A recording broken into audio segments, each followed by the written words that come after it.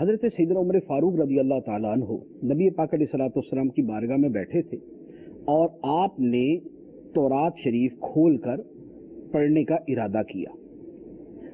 نبی پاک صلی اللہ تعالیٰ علیہ وسلم کا چہرہ مبارک جلال سے سرخ ہو گیا۔ اللہ۔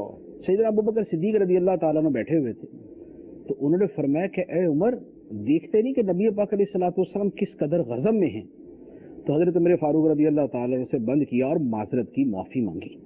نبی پاک صلی اللہ تعالیٰ علیہ وسلم نے ارشاد فرمایا کہ اگر آج حضرت موسیٰ علیہ السلام بھی ہوتے تو میری اتباع اور پیروی کے بغیر ان کو چارہ نہ ہوتا۔ سبحان اللہ۔ اب آپ غور کریں کہ یہاں تورات پڑھنے والے حضرت عمر فاروق رضی اللہ تعالیٰ عنہ، صحابہ کرام میں جو ان کا مقام و مرتبہ وہ آپ کے سامنے، جب ان کو نبی پاک علیہ الصلوۃ والسلام نے تورات جس کا کچھ حصہ جو ہے موجودہ، کچھ حصہ بھی کتاب الہی ہے، تحریف کے باوجود کچھ حصہ کتاب الہی ہے، جب اس کو پڑھنے سے منع کر دیا تو آج کے لوگوں کو یہ کیسے اجازت ہو سکتی ہے کہ وہ جو چاہیں پڑھیں؟ دہریوں کی تحریریں پڑھیں، لا دینوں کی تحریریں پڑھیں، غیر مسلموں کی تحریریں پڑھیں، اور جو دین کا مذاق اڑانے والے لوگ ہیں ان کی تحریریں پڑھیں۔ اس کی شرعاً ہرگز اجازت نہیں ہے۔ میں قرآن پاک کا حکم عرض کرتا ہوں، اللہ تعالیٰ نے ارشاد فرمایا وَإِمَّا يُنْسِيَنَّكَ الشَّيْطَانُ فَلَا تَقْعُدْ بَعْدَ الذِّكْرَىٰ مَعَ الْقَوْمِ الظَّالِمِينَ۔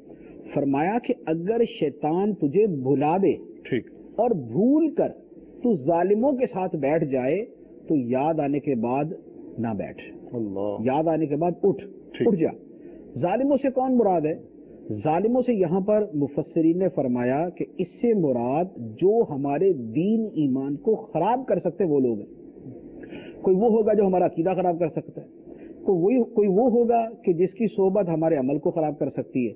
چرسی کی صحبت میں آدمی کیا بنتا ہے؟ صوفی چرسی بنتا ہے، ٹھیک ہے نا۔ بدکار آدمی کی صحبت میں آدمی کے خیالات گندے اور غلیظ جو ہے وہ ہونا شروع ہو جاتے ہیں، لیکن کسی صابر شاکر، کسی متوکل، کسی نیک متقی پرہیزگار نمازوں سے محبت کرنے والے کی صحبت میں بیٹھتا ہے تو آدمی کی سوچ ویسے بننا شروع ہو جاتی ہے۔ تو دیکھیں، ہم جب کسی کی صحبت میں بیٹھتے ہیں یا کسی کی بات پڑھتے ہیں ہمارے ذہن پہ اثر ہوتا ہے، ہمارے ذہن پہ اس کا اثر ہوتا ہے۔ تو اب ہر طرح کا جو ملا جناب اس کی بات پڑھنا شروع کر دی، جو ملا اس کو سننا شروع کر دیا، جو ملا اس کے پاس بیٹھنا شروع کر دیا، تو نتیجہ یہ ہوتا ہے کہ دین بھی جاتا ہے، ایمان بھی جاتا ہے، عمل بھی جاتا ہے اور بندہ فارغ ہو جاتا ہے۔ لہٰذا پہلا حکم تو یہ ہے کہ ہر وہ شخص جس کی وجہ سے ہمارا دین و ایمان خراب ہو سکتا ہے، اس کی تقریر سے، تحریر سے، اس کی صحبت سے بچنا لازم ہے۔